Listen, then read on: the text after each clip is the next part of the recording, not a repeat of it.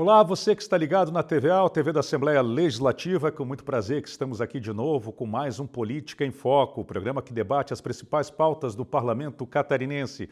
Comigo hoje, Fábio Gadotti, do site upiara.net.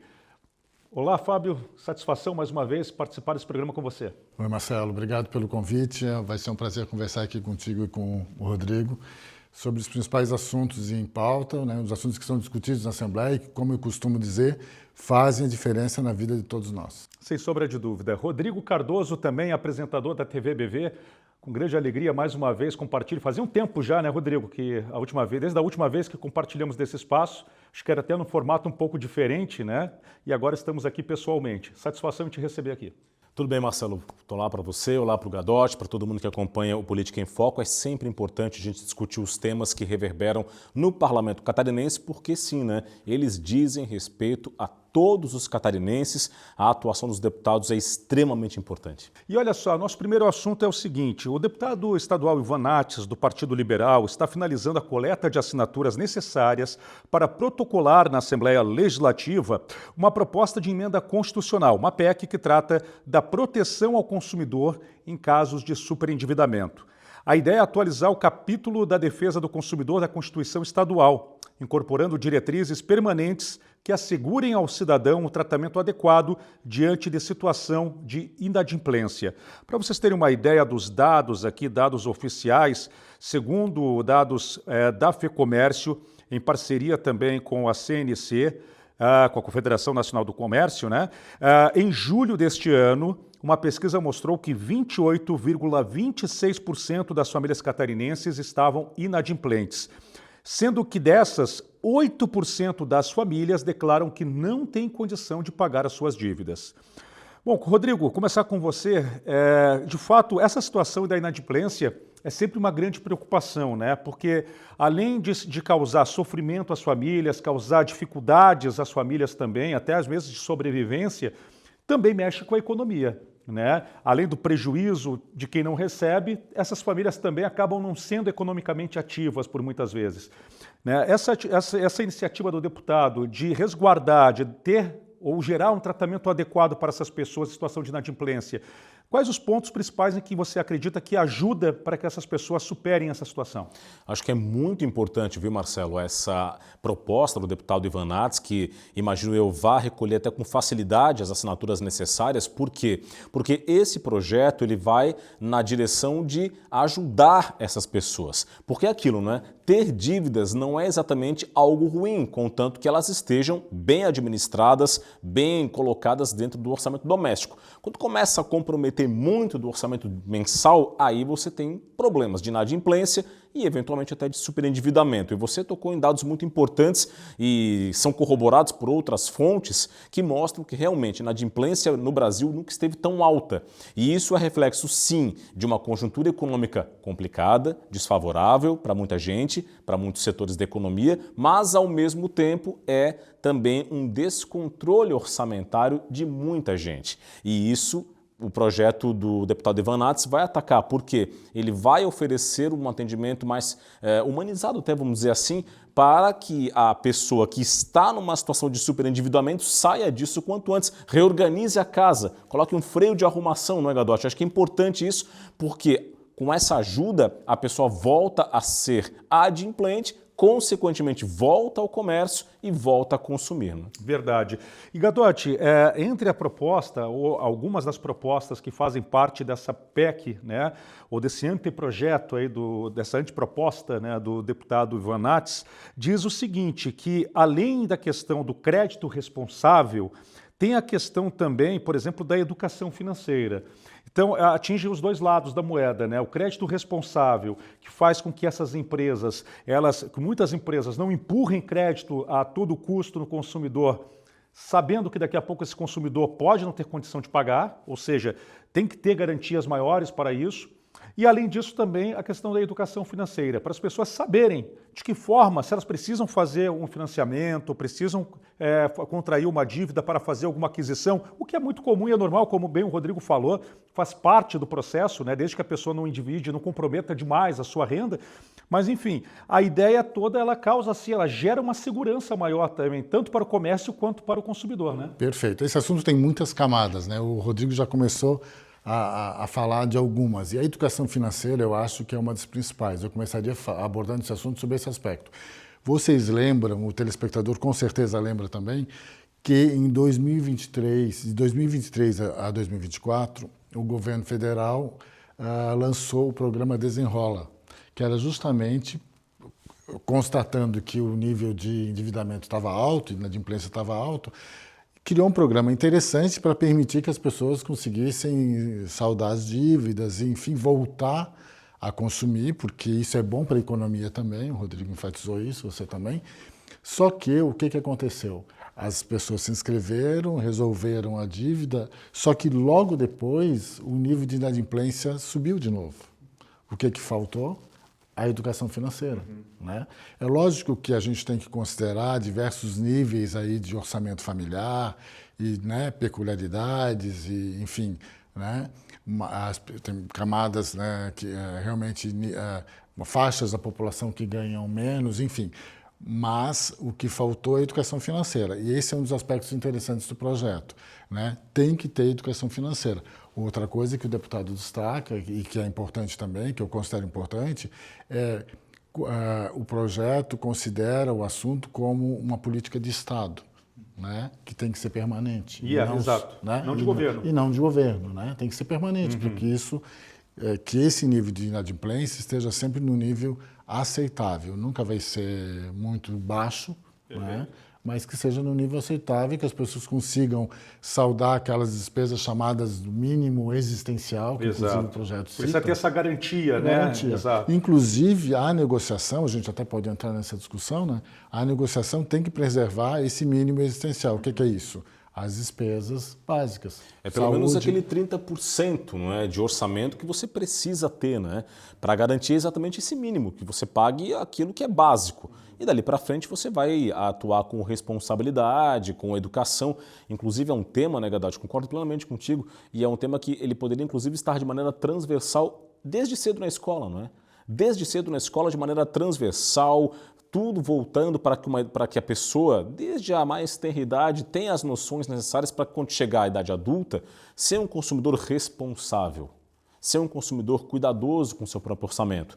E aí, por outro lado, com consumidores mais responsáveis, você pode manter uma oferta de crédito como motor da economia, porque sabemos que o crédito é motor da economia. Desde grandes empresas até o consumidor normal. Precisamos de crédito porque ele movimenta a economia, dinamiza a economia. Agora, tem que ser feito com responsabilidade. E a educação é uma condição mister, né, para que a gente consiga isso. E tem que começar na escola com crianças e adolescentes, não tem jeito, né?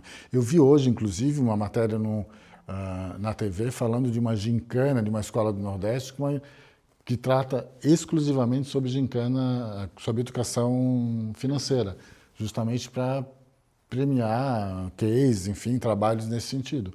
Só que, por enquanto, são iniciativas isoladas, né? Há que se ter algo mais coordenado em nível estadual e em nível nacional. E a gente está falando aqui de educação financeira para crianças, mas para os consumidores da nossa faixa etária, para os adultos, aí o projeto prevê, aí por isso que eu acho também muito importante essa ação do deputado Venâncio, porque o projeto prevê educação financeira para adultos. Dicas, soluções, caminhos para que a pessoa possa fazer a gestão do seu orçamento doméstico e se tornar adimplente. E aí, enfatizar a importância de que é fechar um mês no azul, né? Como é bom fechar um mês no azul, né? E tem uma questão também que é puxada pela proposta do deputado, que é a seguinte, de ter um cuidado com uma nova realidade, que são as compras online. O ambiente digital, ele é muito atraente. Né, com muitas promoções, acaba sendo mais barato você comprar online muitas vezes. Está muito à disposição também. Exato, né? E tem muita facilidade. Ou seja, isso faz também com que as pessoas se empolguem às vezes e acabam não entendendo que aquilo ali no futuro vai comprometer a sua renda e fazem compras que às vezes não cabem no bolso, não cabem no seu planejamento familiar também. Agora, a questão dessa, e eu quero ouvir de vocês, a preocupação é que, nesse sentido, aí precisaria de uma discussão federal, porque aí você envolve uma questão maior, porque não adianta o Estado ele não tem como criar uma lei própria de venda, de comércio de ambiente digital, porque isso aí já passa por uma questão mais federal, né? Mas aí pode servir como uma provocação também, né, Gadotti? Mas pode fazer campanhas, né? Pode fazer campanhas de conscientização, né? Consumo consciente, né? Vamos consumir, mas vamos consumir de forma consciente. E eu até vou mais longe também. Eu acho que esse assunto ele entra inclusive na questão de conflitos familiares, porque muitas vezes a questão econômica reflete na harmonia, né, dentro de casa. Né? Não fechar o mês do vermelho sempre tem impactos, né? A pessoa vai procurar lá de quem é a culpa, de quem é o responsável. E, de fato, questões envolvendo finanças pessoais, às vezes muitas vezes, né, com uma grande frequência, são motivo de discussão entre os casais, são motivo até de separações, de divórcios, enfim, de desunião familiar. E aí, fechar o mês no azul, olhar para as contas, vou olhar ali, eu gastei menos do que eu ganho, que é o princípio básico, não é? Gastei menos do que eu ganho, fechei no azul, que coisa boa. Isso traz tranquilidade, poder colocar a cabeça no travesseiro e dormir sossegado, sabendo que você tem você tem dívidas, mas elas estão sob controle. Você não deixa isso sair do controle, você não deixa isso extrapolar. E aí você não vai para a inadimplência, porque é sempre complicado você ficar à margem do mercado, à margem do comércio, sem poder consumir como os demais consumidores, com parcelamento, com cartão de crédito, enfim. Tomar cuidado com juros muito altos, né? Opções de crédito com juros muito altos, trocar por juros mais baixos, enfim. São estratégias que podem ser feitas tanto em nível estadual, com campanhas de conscientização, mas muito é competência da União, é competência do governo federal fazer e trabalhar por uma redução dessa inadimplência. Eu confesso que eu não sei se esse assunto ele consta dos currículos e da pauta nas escolas, tanto municipais, estaduais e... Deveria estar. Efetivamente não sei, mas deveria estar. Porque não tem ainda essa... Se não está... Não tem uma obrigatoriedade, mas... propriamente dita. Eu acho que o tema deveria entrar de maneira transversal em todas as disciplinas. Em todas as disciplinas, também. E não uma disciplina específica, mas de maneira transversal em todas elas. E, além de tudo isso, tem a questão de que deveria estar incluído na Base Nacional Comum Curricular e também no PPP, no Projeto Político Pedagógico de cada escola. Está lá escrito que, como diretriz para ser atuado em sala de aula pelos professores das mais variadas disciplinas, porque isso acaba gerando um círculo virtuoso, né, de pessoas que vão estar mais conscientes lá na frente sobre como gerir o próprio dinheiro. Exato. E também tem uma questão que é o que é a conciliação, né? A proposta também prevê isso, né? Ou seja, você cria um ambiente para fazer uma conciliação entre as partes. Porque daqui a pouco se abre mão aqui de um percentual do lucro daquela venda, que já está quase que perdida mesmo, então qualquer coisa que o lojista, enfim, o comércio, ele conseguir recuperar, né? Não é o ideal, é claro, mas pelo menos ele não fica totalmente no prejuízo. Então abre mão um pouco dos juros, ou seja, o ambiente da conciliação ele também permite essa possibilidade, ou um novo parcelamento, ele vai permitir também que as pessoas tenham condição, porque muita gente, e é importante dizer isso, né? A grande maioria das pessoas que estão inadimplentes, e geralmente de famílias que não têm uma renda muito alta, elas querem pagar suas dívidas, elas sabem da importância do crédito para elas, mas elas estão sem condição. Então, quanto mais você facilitar a situação, mais chance vai ter delas poderem cumprir com o seu compromisso, né, Rodrigo? Pois é, eu concordo plenamente, né? E hoje nós temos iniciativas pontuais de CDL, da Serasa ou até a Semana Nacional de Conciliação, que é do Poder Judiciário, são iniciativas muito bem-vindas. Agora, seria interessante que o projeto ele vai nessa direção como política de Estado, fomentar a conciliação, que muitas vezes evita que isso chegue às vias judiciais, o que é sempre mais um problema. E aí, quando você tem ali uma conciliação, as partes vão lá, um cede daqui, o outro cede dali e consegue equacionar um problema financeiro, todo mundo ganha. Todo mundo ganha. O lojista ganha porque às vezes ele vai recuperar algo que em outra situação ele não recuperaria e o consumidor volta para o mercado, volta em condições de consumir, aí de preferência com mais responsabilidade, evidentemente, para evitar esse cenário no futuro de novo, mas vindo como política de Estado, o estímulo à conciliação é extremamente importante. Exato. E você, Fábio? E evita mais ações do judiciário, né? A judicialização excessiva que o Brasil já vive, e conciliação é importante também para isso. E é importante, só para arrematar, que a gente tem dívidas, e aí você vai olhar com que são essas dívidas. A maior parte é cartão de crédito. Porque uma dívida é um crédito que está na mão, você não precisa recorrer a ninguém para usá-lo, você vai lá, está na mão, vai lá, usa e extrapolou. Aí daqui a pouco paga só o mínimo. Pagamento mínimo. Dali para frente você vai cair no rotativo e os juros são altíssimos. Então, sempre você vai ver as semanas de conciliação, os acordos de conciliação, a maior parte é dívida com bancos. Porque são as dívidas com juros maiores, que aí os especialistas recomendam. Troque por dívidas com menos juros, que é o caminho para você começar a arrumar a casa. Perfeito. Fora os gastos, houve uma discussão recente sobre isso no Brasil, polêmica, gastos com jogos que também muita gente se endividou. É o outro drama. É o outro drama, é um novo drama, na verdade, da vida real, que é essa questão dos jogos online, né? Isso é um fato também. Esse caberia um programa inteiro para a gente falar sobre isso. Sem sombra de dúvida. Mas, inclusive, tem proposta na Assembleia tramitando do deputado Napoleão Bernardes, do PSD, que discute essa questão também dos endividamentos e também dos jogos, dos riscos dos jogos online também, né? Esses jogos famosos aí que se fala, que tem aí youtubers famosos sendo investigados até por causa disso, e tem uma proposta também tramitando na Assembleia Legislativa discutindo justamente essa questão. Sim, eu já conversei com alguns especialistas nessa área que conhecem bem a regulamentação federal, por exemplo, e eles falam que a regulamentação foi positiva, que avançou nessa questão, até em relação a outros países, mas que ainda precisaria ser aprimorada em relação a essa questão, a questão do consumo no jogo consciente para evitar endividamento e superendividamento, que acontece. E aí mexe com vício também, mas é um outro assunto também. Agora vamos ao nosso intervalo e já voltamos com Política em Foco, hoje com Rodrigo Cardoso e Fábio Gadotti. Um instantinho só, já voltamos.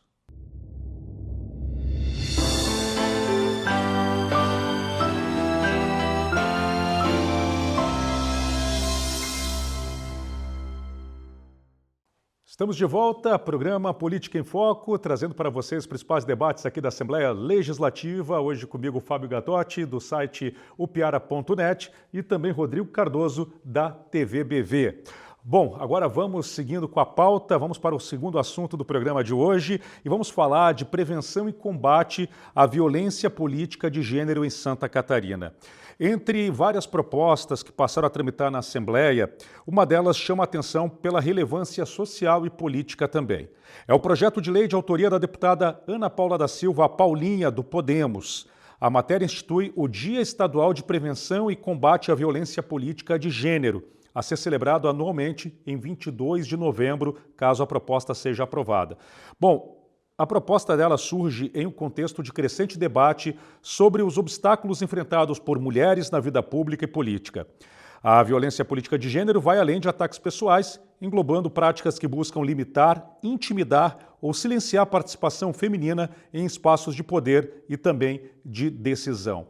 E é interessante isso, né? Esse ponto que toca. Vai muito além, por exemplo, o que já é grave quando uma parlamentar é xingada, quando acontece qualquer tipo de ato, de qualquer tipo de violência contra uma parlamentar, mas também, por exemplo, acontece nos chamados casos de laranjas nas eleições. Quantos casos nós sabemos que ocorrem durante os processos eleitorais de mulheres que são chamadas para o processo eleitoral, não para compor e também para disputar em condição de igualdade, mas sim daqui a pouco para compor como laranja, né, para fechar chapas e poder aí ajudar os partidos a formarem suas chapas e disputarem a eleição. Fábio, eu vou começar com você. Eu queria que você falasse da importância dessa proposta da deputada Paulinha, né, para que as mulheres, de fato, que ainda são minoria, né, você vê na própria Assembleia, temos apenas 3 deputadas no universo de 40 parlamentares, né? Então, qual a importância dessa discussão? Quem acompanha política sabe que esse assunto é pertinente porque essas Essas ações, essas posturas, essas práticas acontecem, se não todos os dias, mas com muita frequência nos parlamentos, né? Tanto municipais quanto estaduais, em Brasília também, no Congresso e no Senado. Então é importante que haja uma conscientização a esse respeito. Eu cito uma pesquisa recente, por exemplo, da Confederação Nacional dos Municípios, que entrevistou prefeitas e vice-prefeitas. 60% relataram que já sofreram, ou entenderam que sofreram, se sentiram de alguma forma atingidas por alguma ação caracterizada como violência política do gênero. Não foram ouvidas, não tiveram alguma ideia acatada, ou foram, né, alguma omissão por parte dos colegas, enfim, algum tipo de ação que, de alguma forma, tentou restringir a atividade delas. Então, é importante que esse assunto seja eu acho que a gente o Brasil já avançou nesse aspecto, pouco, mas já avançou. Eu acompanho a Assembleia Legislativa, acompanho as câmaras aqui, especialmente da região da Grande Florianópolis, e percebo mais respeito e mais autonomia, enfim, em relação ao trabalho feminino. Mas a gente tem muito a avançar isso. Mas sempre tem também, né, Rodrigo? Bom, você falou muito bem, Marcelo. Afinal de contas, as mulheres, elas ocupam uma parte muito expressiva do eleitorado, são maioria do eleitorado em todo o país e ocupam muito poucos, limitados espaços de poder. Isto precisa mudar. E para isso, um dos pontos principais é atacar isso que você falou muito bem, que são as candidaturas laranja, apenas para legendas atingirem a cota de gênero no processo eleitoral, que é um absurdo, sem tamanho, né? Você utilizar das mulheres apenas e tão somente para atingir cotas de gênero, e sem dar a elas a visibilidade necessária, os recursos necessários para fazer uma campanha, enfim, para que elas consigam ocupar os espaços de poder que é extremamente pertinente, necessário até. E aí o Gadotti tocou num ponto muito importante. Violência de gênero política, ela é muito, às vezes muito sutil, né? Às vezes é uma parlamentar que quer utilizar a palavra e não tem o seu direito reconhecido, é interrompida, é silenciada, às vezes ela quer falar e aí na reunião acaba não tendo a voz ouvida. Tudo isso configura, num espectro mais amplo, violência política de gênero. E temos ainda um adicional que temos violência política de gênero contra mulheres cis e contra mulheres trans. Para ficar no Congresso Nacional, temos duas parlamentares, deputadas Érica Hilton e Duda Salabert, que sofrem isso constantemente. Todo dia tem um problema para enfrentar de violência política de gênero contra mulheres trans, contra deputadas trans. E isso também tem que estar incluído, portanto, muito boa a iniciativa da deputada Paulinha de dedicar uma data para refletir bastante sobre esse problema. Não é uma data de comemoração, é uma data de reflexão sobre violência contra mulheres cis e contra mulheres trans nos espaços de poder. Sabe que o Rodrigo traz um ponto bem importante, né, Fábio? Porque essa discussão, de fato, ela não se restringe, né, a, podemos dizer assim, quem nasceu biologicamente mulher, mas sim quem é mulher também, que é trans, que é comprovadamente pela medicina, que também, ou seja, devem ser vistas como são, como mulheres e que não são respeitadas, não têm a sua condição respeitada. Inclusive tem parlamentares que quando falam com essas parlamentares, eles se referem a elas como se fossem homem, ou seja, num claro sinal de enfrentamento, de desrespeito. É o que, né? é o que elas chamam de nome morto, né? Chega a ser utilizado o nome morto, nome que a deputada, que a parlamentar, não utiliza mais. Exato. Porque já se reconheceu como mulher. Mas acaba sendo uma afronta, né? Exatamente, é um exemplo claríssimo de violência política de gênero. Exato, com toda certeza. E aí eu queria só que você falasse sobre isso, que o Rodrigo traz um elemento importantíssimo. Sim, e todos e todas, acho que é muito simples também, todos e todas foram eleitas democraticamente, né? Os votos valem tanto quanto os dados aos parlamentares homens, né? Então isso aí já meio que encerra, né, a discussão. Quer dizer, eles devem ter todos os direitos e prerrogativas e atuar livremente no parlamento.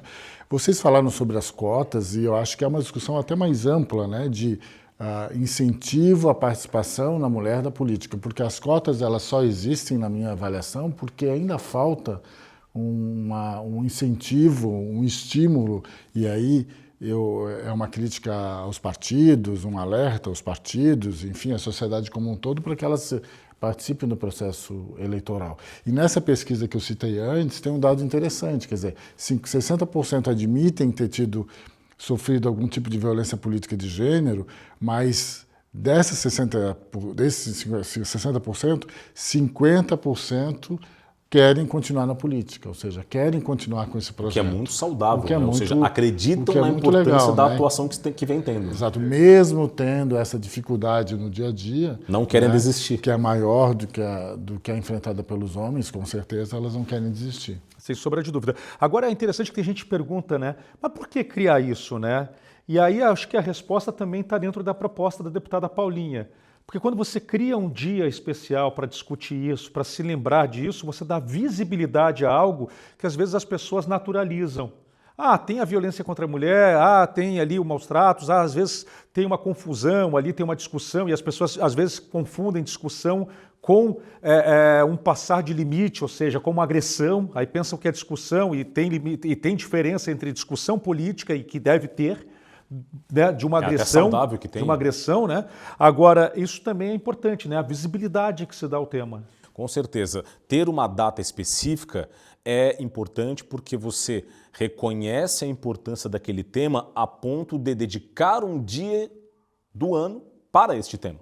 E é claro, para a violência contra a política de gênero, ele é extremamente importante. Claro que devemos tratar do assunto ao longo do ano, evidentemente que sim, mas ter uma data específica para isso joga a luz, joga a visibilidade e mostra como é importante debater esse assunto.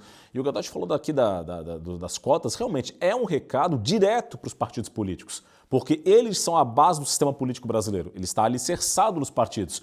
Os partidos têm que criar espaços de discussão internos, estímulo para que mais mulheres participem da vida política, mas que participem em condições de eleger, que recebam orçamento, valores de campanha de fundo partidário, da mesma maneira que os homens também recebem. Exato. Porque senão não basta você trazer as mulheres para um centro de debate dentro da sua ideologia partidária, que é muito saudável, daquele ou daquele outro, mas e na hora da campanha o cidadão vai lá e ele ganha a maior parte do fundo partidário, vai para candidato A, B, C, D e as mulheres ficam com muito pouco ou quase nada, quando não são usadas como laranjas. Né? Não pode ser retórica, né? Tem que ser prática no dia a dia, não pode ser só discurso. Concordo plenamente, não pode ficar só no discurso, tem que partir para a prática, para que a gente veja que elas estão em campanha, veja que elas estão disputando o voto do eleitor em nível e pé de igualdade com os homens. Isso é extremamente importante. Porque nos programas partidários, televisivos de todos os partidos, parece tudo muito bonito. Eles gostam de enfatizar que valorizam a participação feminina, mas na prática não é bem assim. Sabe que aconteceu uma coisa engraçada aqui em Santa Catarina, que o presidente do Partido da Mulher Brasileira era um homem. É verdade, é verdade. Então, o Partido da Mulher Brasileira, o partido foi criado justamente pela causa, né? E pode ter homens também na causa, né? Com certeza. Mas presidido por um homem. Então veja qual é a mentalidade que impera hoje, né, ainda. E aí é por isso que a gente precisa ter uma mudança de mentalidade. E aí tem uma outra questão também. Que condições os partidos estão dando para essas mulheres? Né? Estão dando condição de igualdade, desde o material, desde a questão do repasse do fundo eleitoral. Isso também, eu acredito que talvez tenha que entrar também nessa discussão também. Embora envolva uma discussão maior, quando se fala em fundo eleitoral, uma discussão já tem que ser uma discussão nacional, mas quem sabe Santa Catarina provoque essa discussão, porque ela também é importante. Né? Precisa ter a garantia de que as mulheres também entrem nesse processo em condição de igualdade, né, Fábio? Algumas que furaram a bolha conseguiram votações expressivas. Aí elas têm um tratamento diferenciado. Elas têm um tratamento diferenciado e talvez consigam puxar outras. Mas é bem isso que você falou. Você tocou num ponto essencial. Furaram a bolha. Elas conseguiram furar a bolha, o que acaba se tornando a exceção e não a regra. Perfeito. E é preciso fazer com que isso seja a regra. Como fazer isso? Dando as condições necessárias fundo partidário, fundo eleitoral, de espaços de discussão e colocação em pé de igualdade. De fato, precisa de uma regulamentação nacional, porque a cota de gênero ficou apenas no numérico de número de parlamento, de candidaturas. Mas essa cota, ela respeita a proporcionalidade também na hora da destinação do fundo partidário? Senão fica realmente no campo da retórica. Tem projetos que defendem, inclusive, uma cota não para candidatas, mas para vagas de eleitos, exato, né, de eleitas, né? Exato. Que é polêmico, né? É polêmico, esse aí já é mais polêmico, exato. Embora nós tenhamos, é claro, aí tem uma questão também de se fazer uma justiça histórica também, né? Porque daqui a pouco, talvez, Fábio, por mais polêmico que fosse, e eu quero ouvir a opinião de vocês, por mais polêmico que seja, na verdade, daqui a pouco, por um período, talvez, fosse interessante para poder fazer ali, ser um freio de arrumação. De uma maneira, né? provisória. Provisória, né? Eleições. Até que se crie, se aumente um percentual de mulheres, da participação de mulheres, né? Agora, se tornar uma política permanente, aí eu acho que, concordo com você, acho que é um assunto mais polêmico, né, Rodrigo? Realmente ele se torna um pouco mais polêmico. Não vejo nenhum problema se esse for o entendimento da sociedade como um todo nos seus espaços de discussão, adotar critérios dessa maneira, de maneira perene, não vejo nenhum problema de discutir o assunto. E a situação de fazer isso de maneira provisória é bastante interessante. Mas, primeiramente, é preciso arrumar a casa no sentido de dar às mulheres as oportunidades necessárias de discussão e também de obtenção dos recursos para fazer campanha.